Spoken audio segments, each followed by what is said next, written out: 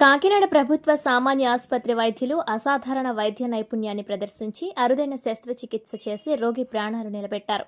ఈ సందర్భంగా కాకినాడ జీజీహెచ్లో ఏర్పాటు చేసిన మీడియా సమావేశంలో ఆసుపత్రి superintendent doctor S Lavanyakumari, cardiothoracic and vascular surgeon doctor Madan Mohan మాట్లాడుతూ, రంపచోడవరం మండలం చెరువుపాలెం గ్రామానికి చెందిన చోళ్ల లచ్చిరెడ్డి ప్రాణాపాయ స్థితిలో ఉన్న సమయంలో కాకినాడ జీజీహెచ్ వైద్య బృందం అసాధారణ వైద్య నైపుణ్యాన్ని ప్రదర్శించిందన్నారు. ఛాతీలో లోతుగా దూసుకెళ్లిన బాణం కారణంగా తీవ్ర గాయాలతో ప్రాణాలు నిలబడే అవకాశాలు సన్నగిలిన పరిస్థితుల్లో ఆసుపత్రికి రావడం జరిగిందన్నారు. ఛాతీ భాగంలో గుండె, ఊపిరితిత్తులు, ప్రధాన రక్తనాళాలకు అత్యంత సమీపంలో ఉన్న బాణాన్ని తొలగించడం అత్యంత సవాలుతో కూడుకున్న ప్రక్రియ అని, సుమారు 3.5 గంటల పాటు శస్త్రచికిత్స నిర్వహించి రోగిని సురక్షితంగా ప్రమాదం నుండి కాపాడడం జరిగిందని వివరించారు. ప్రస్తుతం రోగి పూర్తిగా కోలుకొని డిశ్చార్జ్కు సిద్ధంగా ఉండడం వలన వైద్యుల అంకిత భావానికి నిదర్శనంగా నిలుస్తోందన్నారు. ఈ సమావేశంలో CSRMO doctor Pitani Komali, deputy CSRMO doctor Mehar, general surgery HOD doctor Naresh, anaesthesia విభాగానికి చెందిన డాక్టర్ ప్రసన్న కుమార్ తదితరులు పాల్గొన్నారు. ఒక 49 సంవత్సరాల వ్యక్తి రంపచోడవరం నుంచి మే 29వ తారీఖు గవర్నమెంట్ జనరల్ ఆసుపత్రికి రాత్రి సమయంలో వచ్చున్నారు. బాణం దాడిలో గాయపడ్డారు. సో ఆ బాణం యాక్సిడెంటల్గా ఏంటి అంటే భుజం మీద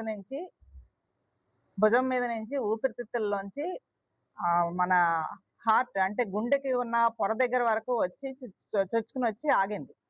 గుండెలోకి వెళ్ళలేదు, కానీ ఊపిరితిత్తుల్లోంచి కొంత భాగం ఛిద్రం అయ్యి ఆ గుండెకున్న పొర దగ్గరకు వచ్చి ఆగింది. దానికి మన డాక్టర్లు ఆ పేషెంట్ వచ్చినప్పటికి కూడా ఆయన హైపోటెన్షన్లో ఉన్నారు.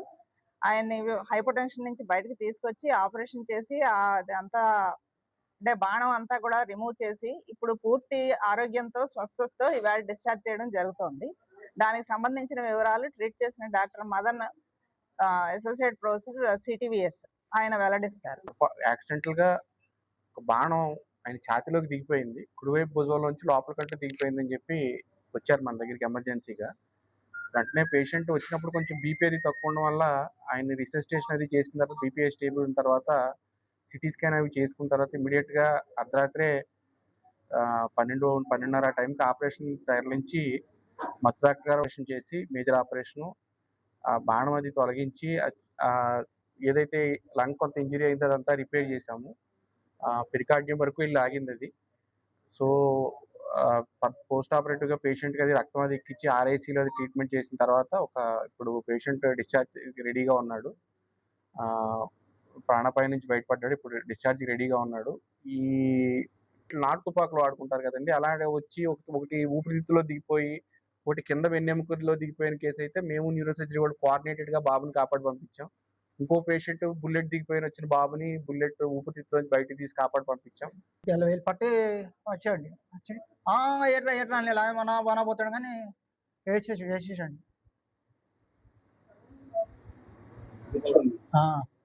వేసండి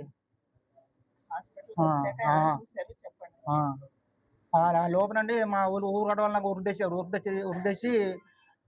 కుర్రోడు పట్టుకున్నారట అండి. తెలియదండి, నేను కోమల పోయాను. పట్టుకొని కట్టేసిరండి. కట్టేసి ఓడపల్లి దగ్గర మన ఇల్లు ధర్మాస్పేటలో ఉన్నది.